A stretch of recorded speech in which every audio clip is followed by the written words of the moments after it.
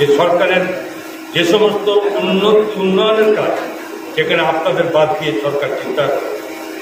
ভারতীয় জনতা পার্টি একমাত্র দল যার সরকার আমরা 2018 সালে আসার পরে এ রাজ্যের জনজাতি অঞ্চলের মানুষের কৃষ্টি সংস্কৃতিকে যাতে আরও বেশি করে তারা তাদের মান্যতা রাখতে পারে, তাদের সংস্কৃতিকে তারা সঠিকভাবে ধরতে পারে, তার জন্য সরকার অনেক কিছু গুরুত্বপূর্ণ দায়িত্ব আমরা নিয়েছে। এ রাজ্যের উপকার যারা মহারাজরা ছিলেন, মহারাজা বীর বিক্রম কিশোর মাণিক্য বাহাদুরের, যেখানে আমরা তার শ্রদ্ধার সঙ্গে আমরা তার জন্মদিন পালন করি।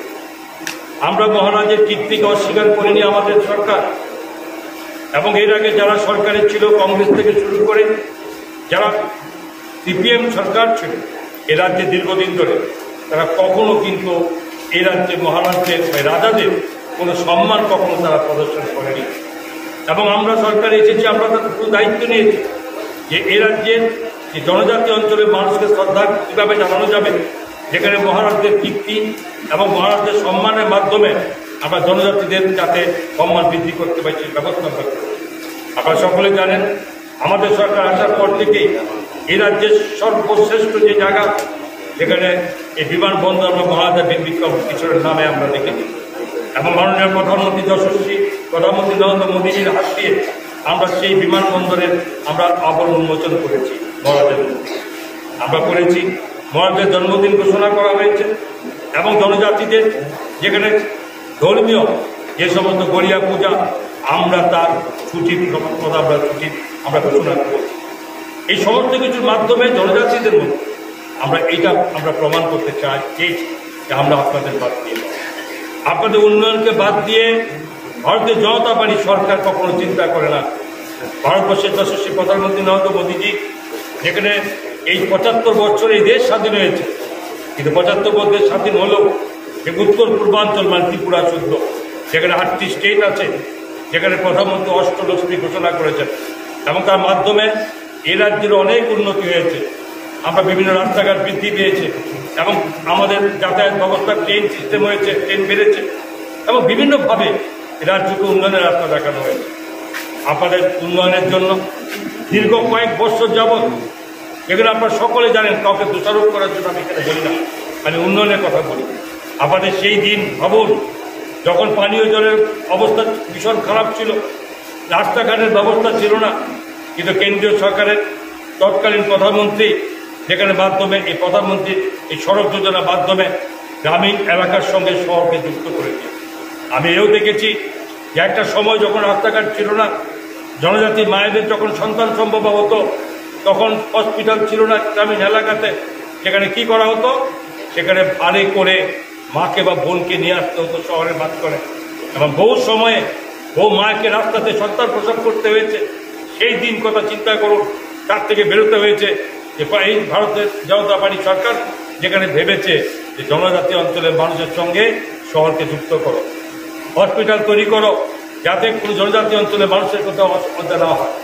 পানীয় জলের জন্য একই জায়গাতে কুয়োতে ডুবাতে যেখানে পশু শুদ্ধ মানুষের জল পান করতে হতো, তার থেকে পরিবর্তনের জন্য প্রধানমন্ত্রী নিয়েছেন যে প্রত্যেকটা বাড়িতে বিনা পয়সা জলের ব্যবস্থা করো। আমি স্বীকার করি যে জনজাতি অঞ্চলে এখনো 100% সেটা সম্ভব হয়নি, কিন্তু কাজ চলছে, এবং তার মাধ্যমে 100% মানুষের কাছে বিশুদ্ধ পানীয় জল পৌঁছানোর ব্যবস্থা ভারত সরকার করেছে। আপনারা বলতে পারেন যে এখনো সবটা হয়নি, পাহাড়ি এলাকার কারণে জলের সেখানে যোগান দেওয়ার জন্য সেখানে সরকার কাজ করছে, পাবে। এই অবস্থার থেকে মুক্ত হতে হবে। এবং এই সমস্ত বিদ্যুৎ অনেক জায়গাতে বিদ্যুৎ পৌঁছায়নি, বিদ্যুৎ পৌঁছানোর জন্য ভারত সরকার করেছে, এবং আমাদের ভারতীয় জনতা পার্টির সরকার দেশের প্রধানমন্ত্রী করেছে। এই সমস্ত কিছু ব্যবস্থা, ঘর, যারা ঘর নেই, যাদের ঘর পান না, আজকে তাদের কাছে কোথাও রাজনীতি নয়। প্রত্যেকটা গরিব পরিবার যাদের ঘর নেই, পাকা ঘর নেই, তাদেরকে ঘরের ব্যবস্থা করে দেওয়া হয়েছে। এখনও যারা কিছু লোক পাননি, কিন্তু তারা প্রত্যেকে পাবেন, এবং এটা সম্পর্কে একটা বাদ দেওয়া হবে না। আমাদের আজকে গত 3 বছর যাবৎ সমস্ত গরিব পরিবারকে ভারতীয় যশস্বী প্রধানমন্ত্রী ছাড়া ভারতবর্ষের মধ্যে 80 কোটি মানুষকে বিনা পয়সার চাল দিয়ে যাচ্ছে। কখনো করেছে?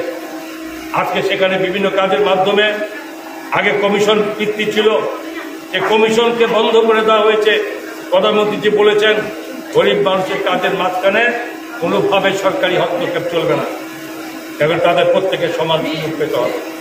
আমরা বারবার বলেছি, আমরা বারবার চাইছি যে জনজাতিদের জন্য সরকারের সমস্ত রকম আমাদের আপনাদের উন্নতির কল্পনা আমরা আজকে এই কথা স্বীকার করতে হবে। আপনার আগামী দিন গত বাজেটে হয়েছিল, আমি দুঃখের সঙ্গে বলতে চাই যে আজকে গত বাজেটের সময় এরা যে বাজেট হয়েছে, বাজেটের মধ্যে সরকার 38.80% আমরা আপনাদের জন্য বাজেটের প্রভিশন দিব। দুর্ভাগ্যবশত যারা যারা বিরোধী দলের নেতা অনিমেষ বাবু থেকে শুরু করে শুধু বলতে শুরু করেছেন আমাদের মাত্র 2.7% দিয়েছেন। কিন্তু আমি অর্থ হিসাব করে দিয়েছি, আমি অর্থমন্ত্রী বাজেট তৈরি করেছি 5,608 কোটি টাকা। 5,608 কোটি টাকা শুধু জনজাতি অঞ্চলের মানুষের কল্যাণে সরকার বাজেট থেকে। 1,435 কোটি টাকা এই শুধুমাত্র এডিসি এরিয়াতে, যেখানে ওয়ার্ল্ড ব্যাংকের মাধ্যমে লোনের ব্যবস্থা করে 1,435 কোটি টাকা শুধুমাত্র এডিসি অঞ্চলে খরচ করা হবে। 5,608 কোটি টাকা রাজ্য সরকার বাজেটে রেখেছে আপনাদের জন্য।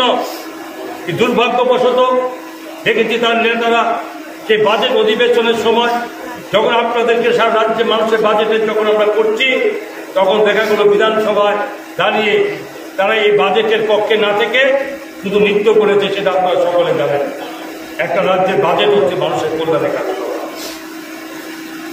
খারাপ করলে অভিযোগ করুন, যদি সরকার কোনো খারাপ করে তার জন্য সমালোচনা করবেন, কিন্তু যখন সরকার কাজ করছে, যখন সরকার চাইছে বাজেট মানুষের জন্য দেওয়ার জন্য, তখন কিন্তু তাকে সমর্থন না করুন, অন্তত বাজেট পেশ করার সুযোগ দিতে হয়। আর এই বাজেট যদি পেশ না হয়, রাজ্যের মানুষের কল্যাণে কাজ হবে না। দুর্ভাগ্যবশত করেছে যখন আমরা বুঝিয়েছি বাজেট অধিবেশনে যে আমরা এই সরকারের থেকে যদিও আগে 31% দেওয়ার জন্য দাবি করেছেন, আমরা 38% প্রায় 39% টাকা আমরা দিয়েছি টোটাল বাজেটের মধ্যে। তারপরে বলতে হবে যে ভারতীয় জনতা পার্টির সরকার জনজাতির কথা চিন্তা করে না। আমি আমার দিদিদের মাধ্যমে বলছি কি উন্নতি আপনাদের জন্য করা হয়েছে গত 4 বছরে। যেখানে এডিসি ক্ষমতা আছে তারা আপনাদের কল্যাণে কোথায় কাজ করছে? শুধু একমাত্র যেটা টিপ্লাল্যান্ড বা টিপ্লাল্যান্ড বললে হবে না। আমাকে আগে আমার অধিকার নির্দিষ্ট করতে হবে। আমার নিজের প্রাপ্য, আমি ভারতীয় নাগরিক, আমি ভারতবর্ষের সন্তান। আমাকে সঠিকভাবে তার যোগ্যতা, তার প্রাপ্য আমাকে পেতে হবে। আপনাদের অধিকার আপনাকে দিতে হবে। অধিকার নিয়ে কোথাও চলবে না। রাজনীতির জায়গায় থাকবে, কিন্তু আমার প্রাপ্য অধিকার আমাকে কেউ বঞ্চিত করতে পারবে না। সেটা ভারতীয় জনতা পার্টির সরকার এবং দেশের প্রধানমন্ত্রী নরেন্দ্র মোদীজির একটাই স্লোগান, রাজ্যের মানুষের সকলের কল্যাণ। রাজনীতির জায়গায় থাকবে। আমরা একসময় বলি জনজাতিদের জন্য ভালো বিশেষ যদি কেউ দাবি করে সেটা অপরাধের নয়, দাবিটা সঠিকভাবে মানুষের স্বার্থে কাজে লাগতে হবে, মানুষের কাছে পৌঁছাতে হবে। তো দাবি করে মানুষকে তার উন্নয়নের থেকে সরিয়ে নেওয়া, মানুষের বিরুদ্ধে কাজ করা। আপনাদেরকে ভাবতে হবে, যারা কৃষিকাজ করেন সরকার ব্যবস্থা করেছে, যারা কৃষিকাজ করেন তাদের এই কৃষিজ সামগ্রী বিক্রি করার ব্যবস্থা করে দিয়ে তাদের পয়সা ব্যবস্থা করে দেওয়া। বিভিন্নভাবে সরকার দিচ্ছে ঘর, জল, বিদ্যুৎ, শৌচালয়। এই দেওয়ার পরেও গ্যাস দিয়েছে, গ্যাসের লাইন পেয়েছেন মায়েদের নামে, বিনা পয়সা সরকার দিয়েছে। এবং তারপরে বিভিন্নভাবে চিকিৎসা পরিষেবার নামে আপনাদের কাছে সমস্ত প্রাইমারি হেলথ সেন্টার, আগামী দিনে 100টা প্রাইমারি হেলথ সেন্টার খোলার দায়িত্ব সরকার নিয়েছে।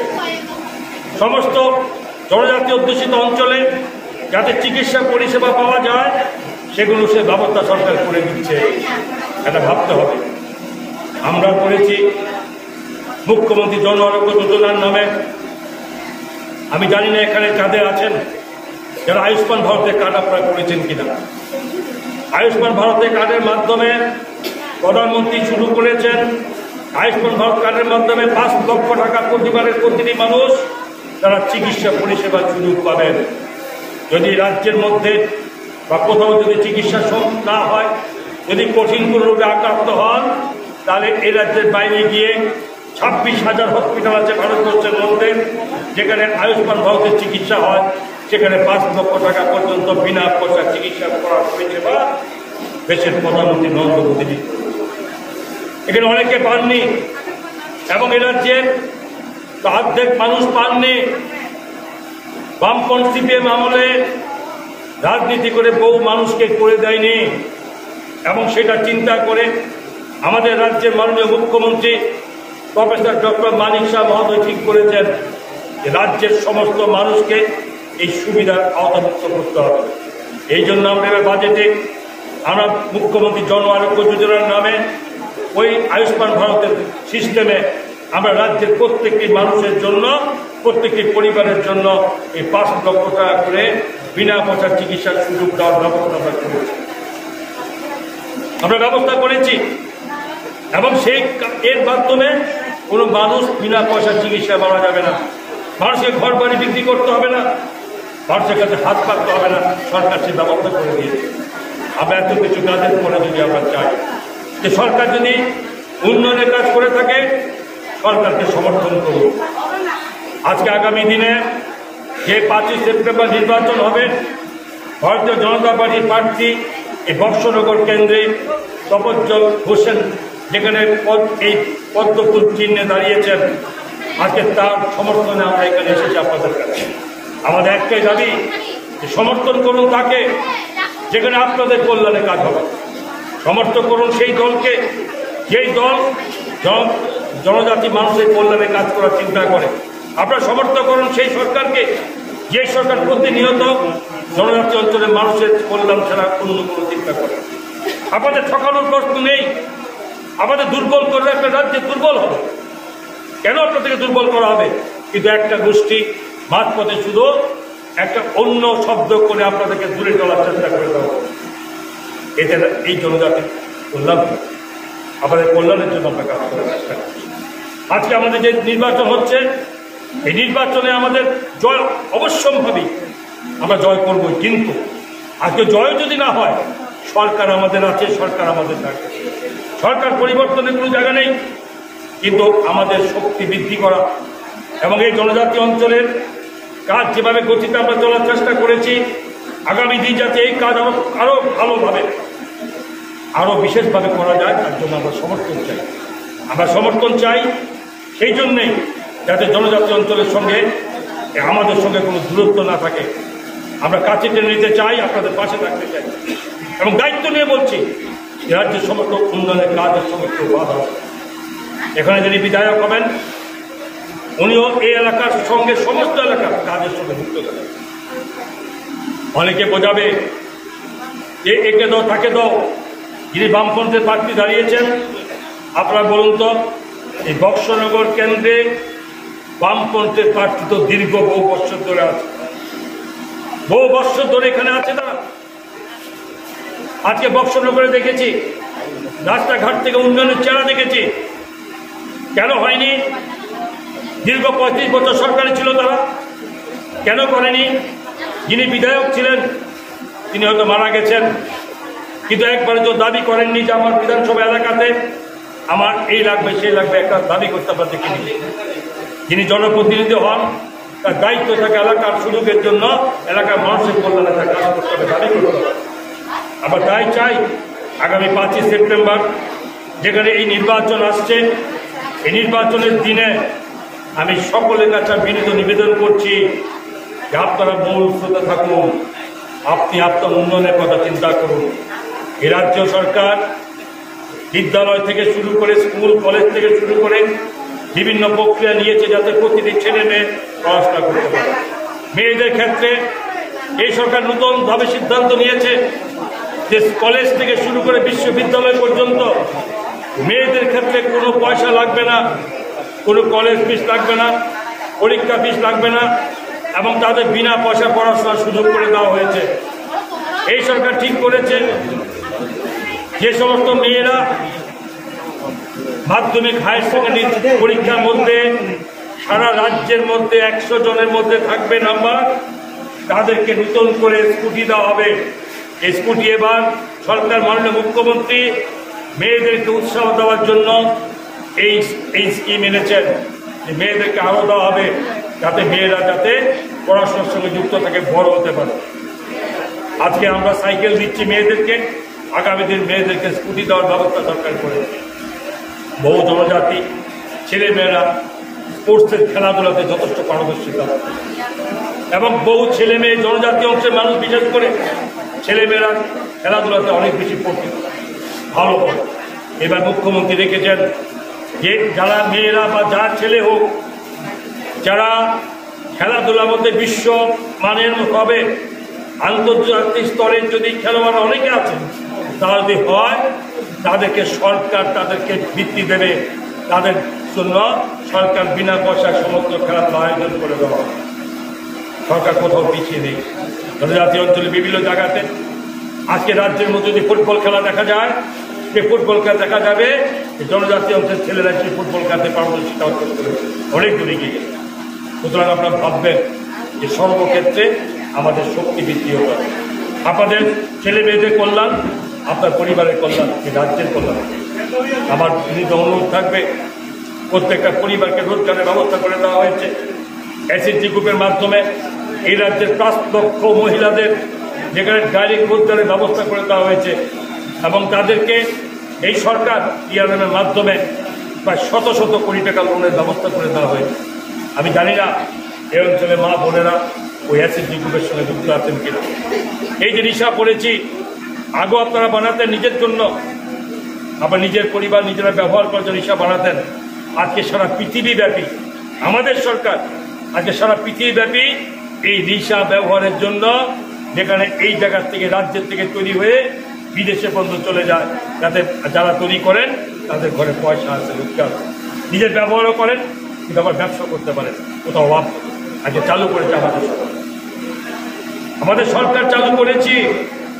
আমরা ভেবেছি কোথায় কোথায় ভাবে কোন কোন ক্ষেত্রে হাত দিলে পরে এদের যে মানুষের ঘরে পয়সা যাবে, আমরা সেই ব্যবস্থা করেছি। আমরা দেখেছি জনজাতিদের মধ্যে এটা আপনারাই করেন, বিশেষ করে আমরা করেছি। আজকে চাষবাসের ক্ষেত্রে আনারস যারা করেন, আজকে কোথায় যায় আনারস? পৃথিবীতে অন্যান্য রাষ্ট্রে চলে যায়। দাম হয়েছে রাজ্যে, কাঁঠাল যাচ্ছে, গন্ধ লেবু যাচ্ছে, এ রাজ্যের বাইরে, শুধু এই দেশে নয় বিদেশেও যাচ্ছে। রাজ্যের সুনাম হচ্ছে, মানুষের রোজগার বৃদ্ধি হচ্ছে। প্রধানমন্ত্রী কিষাণ সম্মান নিধি প্রকল্পের মাধ্যমে যে কৃষকদের প্রত্যেক বছরে 6,000 টাকা করে পান প্রত্যেক পরিবার। আপনারা কি পাচ্ছেন? 6,000 টাকা করে কিষাণ সম্মান নিধি প্রকল্পের টাকা আপনারা পান, দিদিরা পান, আপনারা পান টাকা। যারা কৃষক আছে তারা পাচ্ছেন তো টাকাটা? পাচ্ছেন না? যারা কৃষক আছে প্রধানমন্ত্রী দেওয়া 6,000 টাকা করে অ্যাকাউন্টে ঢুকছে। যারা কৃষিকাজ করেন, কৃষক জমি আছে, তারা পাচ্ছেন তো? পাচ্ছে তো? কিষাণ সম্মান নিধি প্রতি বছর মানে এই তো পাইনি সবাই? আচ্ছা ভাই, ঘর পাইছিনি? ঘর কারা কারা ঘর পাইছে? কারা কারা ঘর পাইছে? ঘর পাইছে না আপনারা?